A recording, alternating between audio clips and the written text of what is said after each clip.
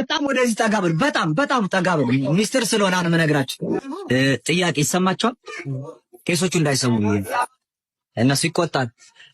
ታቦት አይታችሁ ታውቃላችሁ? ጽላት ታቦት አይታችሁ ታውቃላችሁ? ታቦት ጽላት ሲዘጋጅ ምን እንደሚመስል አታውቁም? አይታችሁ ታውቁም? ታቦት እሺ፣ ማየት ትፈልጋላችሁ? ታቦት ምን እንደሚመስል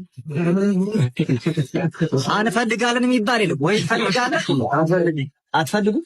እሺ ዙራ ሌላ ቢፈልግ መጽሐፍት በሶስት ይከፈላሉ። ሶስት አይነት መጽሐፍ አለ በዓለም ላይ። አንደኛው መጽሐፍ የረከሰ መጽሐፍ ነው። እርኩሳን መናፍስት እኩያት አጋንንትን የሚጠራ የሌላ ቤተ እምነት መገለጫ እምነት የሚያስክድ ፍልስፍናም ከሆነ እርኩስ መጽሐፍ ይባላል። ሁለተኛው ምኑን መጽሐፍ ይባላል። ምኑን መጽሐፍ ማለት አሁን ልጆቻችን የሚማሩባቸው የአካዳሚክ መጽሐፍት ናቸው። እነዚህ የተናቀ በመንፈሳዊ ሲታይ እዚህ ግባ የማይባል። ሶስተኛው መጽሐፍ ቅዱስ መጽሐፍ ይባላል። ከርኩስ ከምኑንና ከቅዱስ መጽሐፍ የከበረው በጣም የትኛውን? ቅዱስ መጽሐፍ በሁለት ይከፈላል። አስራ የሚባል ባይብል የምንለው 80 አሐዱ አለ። ሁለተኛው የዚህ ልጆች የሚባሉ አሁን የሚጻፉ ብዙዎቹ ድርሳናት፣ ተአምራት፣ ገድላት፣ ስንክሳር፣ ሃይማኖተ አበው ወዘተርፈ አዋልድ መጽሐፍት ይባላል። ከአስራው ባይብል መጽሐፍ ቅዱስ 81ና ከአዋልድ መጽሐፍት በጣም የከበረው የቱ ነው? አስራው ዋናው መጽሐፍት። አስራው መጽሐፍ ቅዱስ በሁለት ይከፈላል። ብሉይ ኪዳንና አዲስ ኪዳን ይባላል። ከብሉይ ኪዳንና ከአዲስ ሁለቱም ቅዱሳን ናቸው። በጣም የከበረው የቱ ነው? አዲስ ኪዳን።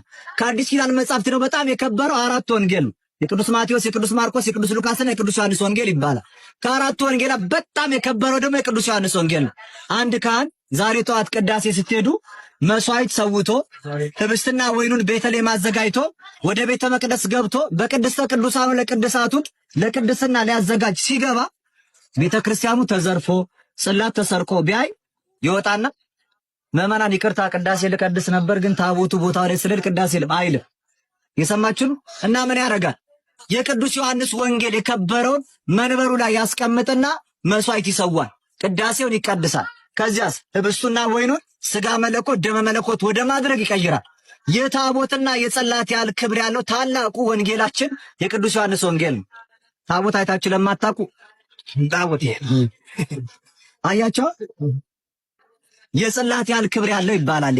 ህፃናት ሀው ከተማሩ በኋላ ያው ፊደልን ደግሞ በአቡጊዳ ማትሪክስ እንዲለዩ ከተደረገ በኋላ መልእክተ ዮሐንስ ወንጌል ዮሐንስ ያነባል። የንጽህና ወንጌል ነው። ባሕታውያን ይህን ወንጌል ተሸክመው በየቦታው ይንቀሳቀሳሉ።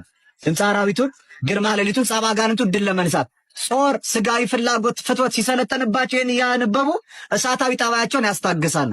ይሄ ከምዕራፍ 1 እስከ ምዕራፍ 21 ቁጥር 50 ድረስ ያለውን በምዕራፍ ቅደም ተከተል ሳይሆን የሰኞ፣ የማክሰኞ፣ የረቡዕ፣ የሐሙስ፣ የዓርብ፣ የቅዳሜ፣ የእሑድ ተብሎ የተዘጋጀ